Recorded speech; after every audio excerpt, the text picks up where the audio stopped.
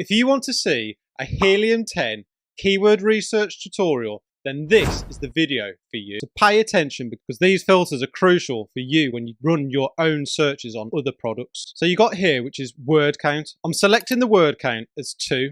This means I'm not getting any singular phrases or keywords in this search, as they can be quite broad. Here you have search volume. I'm going to type in 600 as the minimum. And then over here you've got another one which is called organic rank.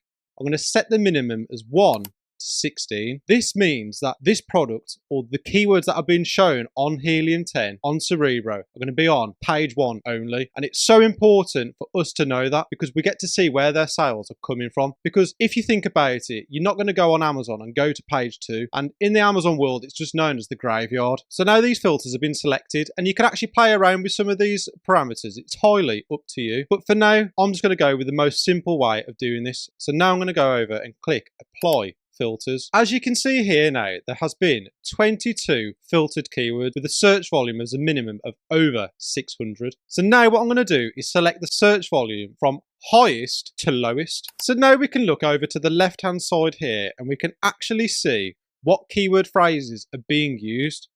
So for the top search, it's got 4,848 search volume per month. And the keyword phrase is reusable Nespresso Virtuo pods. And as you can see here, Nespresso is actually branded. So you're not actually looking for branded keywords. And in this case, it's just for demonstration purposes only. But as you can see here, there's another one which is Nespresso reusable pods. And that has another search volume of 4,674. Gonna have a scroll down now and see if there's any keywords that pop out to me. Most of the keywords on here seem to be Nespresso, which isn't very good for this example. So after doing this analysis, it hasn't been a very good one.